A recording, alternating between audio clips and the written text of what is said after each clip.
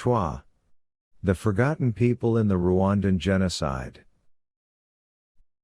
In the Rwandan Genocide, the Tutsi minority in this country were massacred by Hutu militia and armed groups. This tragic event began on April 7, 1994, and lasted for 100 days, claiming hundreds of thousands of lives. The scale of the crime and the violence used stunned the world, but the international community and powerful countries stood by. They did not take any effective action to prevent or end this tragic event. There were many who were killed by their neighbors and fellow villagers during this genocide. The militant groups searched everywhere for their prey, killing those who were hiding or in schools or churches. Sexual violence was widespread. During this period, hundreds of thousands of women and girls were sexually assaulted and raped. It was mainly the Tutsi minority who were targeted in the Rwandan genocide. However, a number of moderate Hutus were also on the killing list and lost their lives. Rwanda and its neighboring countries are also home to another ethnic minority. They are known as Twa, or Batwa.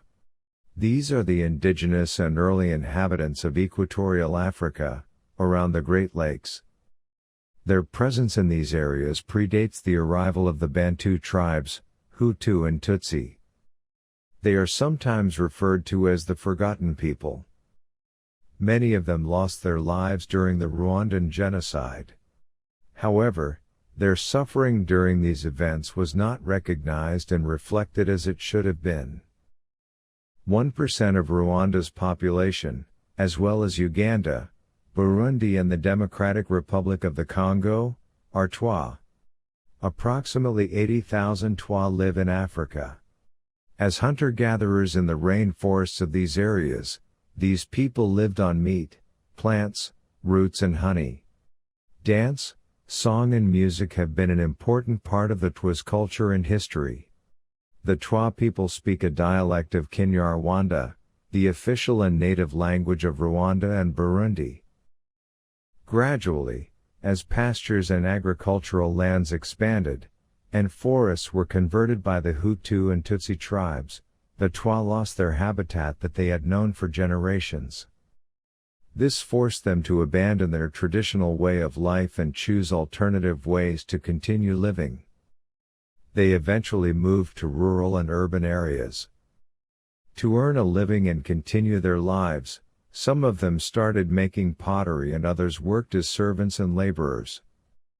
Due to the expansion of national parks and forest reserves in the late 1980s, the rest of the Twa people were also displaced. Due to poverty and difficult living conditions, other Rwandans consider the Twa as untouchable and marginalized.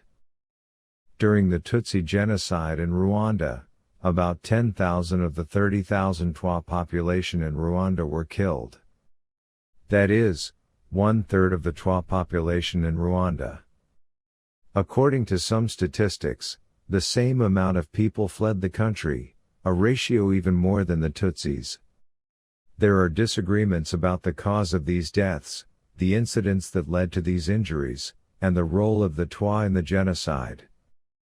In the months leading up to the genocide, Hutu radio stations in Rwanda, which played an instrumental role in stirring up feelings of xenophobia and hatred, accused the Twa of collaborating with the Tutsis.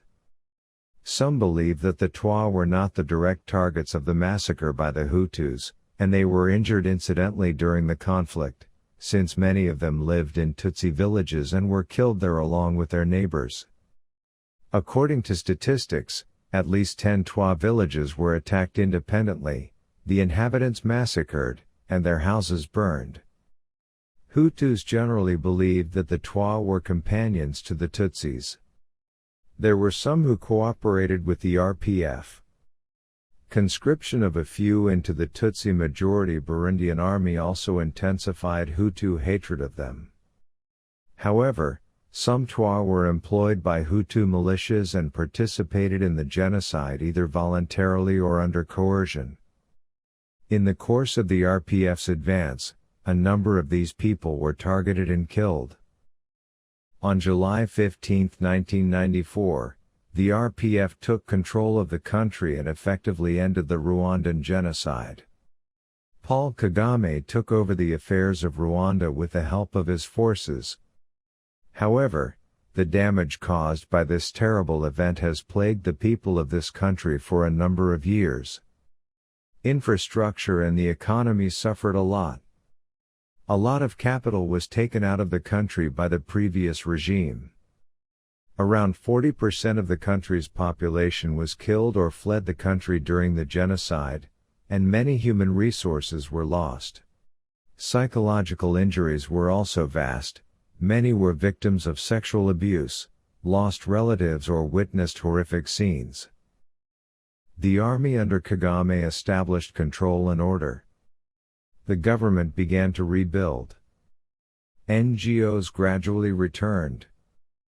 Kagame tried to project a national and inclusive face for the new government.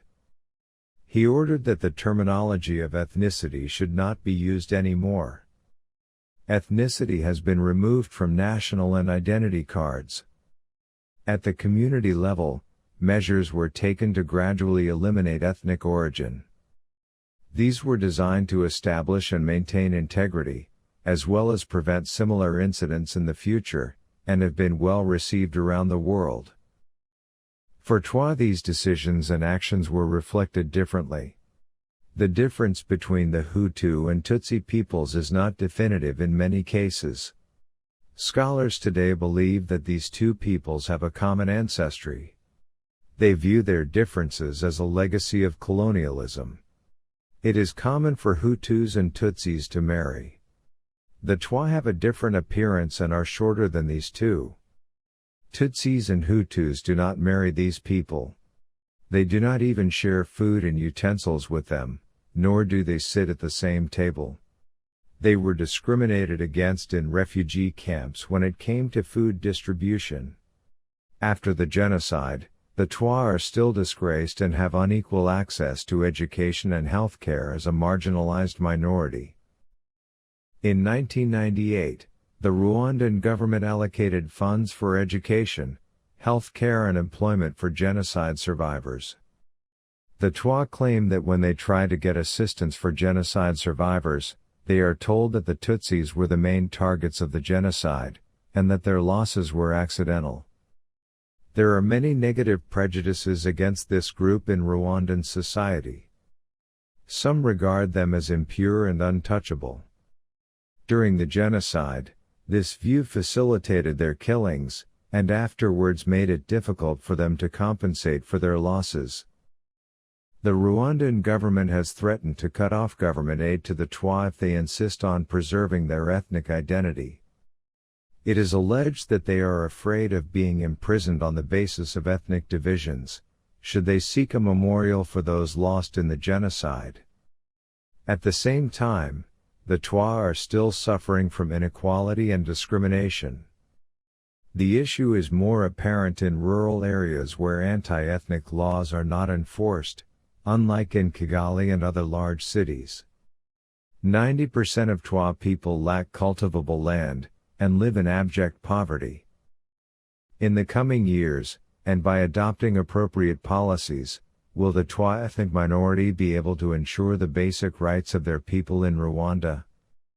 It is this question that the Twa ethnic minority looks forward for an answers to.